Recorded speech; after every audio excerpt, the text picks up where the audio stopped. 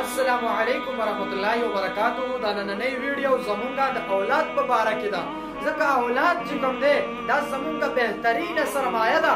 موږ له چې الله جل جلاله اولاد راکړو نو زموږ ستا نه په دې باره کې هم تپوس کوي چې تا د اولاد څنګه تربیت کړی، په دې کې به زموږ ستا هم فایده وي. ځکه وایي په جنت کې به د یو کس एकदम یو مرتبه به اچانک به د هغه مرتبه بلنده شي، مرتبه به اوچته شي، درجه به اوچته شي. تپوس به وکړي یا الله پاکه زما دا درجه ولې بلنده شوه؟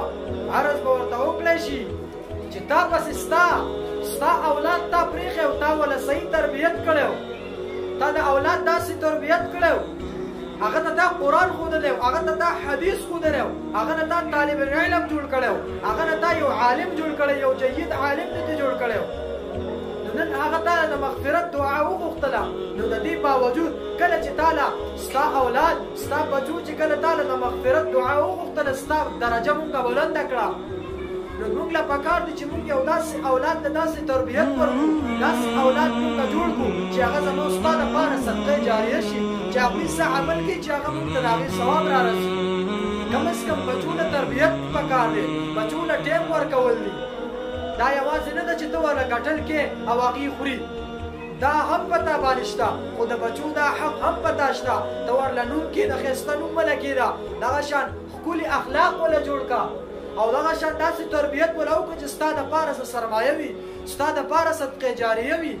نو عرض مې دا کو نن سبا دا که وګورې زمونږ دا اولاد ولې په غیر روان دی، ولې غیر طرف ته روان دی؟ د دې اصل وجه دا ده چې ما او تا د دوی صحیح تربیت نه دی کړی. بله ورځ یو جنازه کې مې یو کس نه تپوس وکړو، پلار یې وفات شوی و، ما دې تپوس وکړو مې ته ولې صاحب ته ولاړ، یاره جنازې ولې نه کوې؟ وایي یاره قاري صاحب کپړې مې بېلمازه دي، نو بیا به دې بچی جنازه هم نه کوي. نو په داسې اولاد باندې بیا موږ به څه کوو؟ موږ له پکار دي چې موږ د بچي داسې تربیت وکړو چې هغه زموږ دپاره صدقې جاریه شي، چې زموږ د مرګ نه بعد موږ ته دعا کوي. نو عرض مې دا کوو چې خپل بچي د دې موبایلو د دې فحش څیزونو نه رامنې کړې، ځکه دا د دوی دپاره ډېر نقصاندخ دي، ځکه هغې ته ډېر زیات نقصان ور رسوي. اصل وجه دا ده، اصل مین مقصد دا دی. نن که ته وګورې ستا بچې ستا خبره نه مني، ته ورته ووایې دلته مه ځه، هغه به سبا خامخا ځي هلته. ته ورته ووایې موبایل مه اخله، هغه به 2 موبایل لري. ته ورته وې نو ډېرې خبرې داسې راځي، هغه ستا دا خبره ولې نه مني؟ د دې مین مقصد دا دی چې ما او تا د اولاد صحیح تربیت نه دی کړی.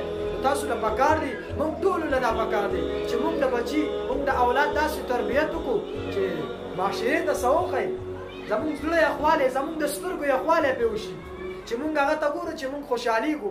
داسې نه چې موږ هغه ته ګورو موږ له شرم راځي، د چا مخکې هم نه شو ویلی چې یاره دا زما بچی دی، ولې بدعمله به چرسي به پوډري به، نو موږ چاته ویلی هم نه شو یاره چې دا زما بچی دی. او که عالم و طالب و نو موږ به سینه چوته نیولي او وایي به چې دا زما بچی دی.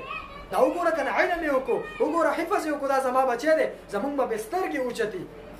نو عرض مې دا کو چې د خپلو بچو صحیح تربیت وکړې.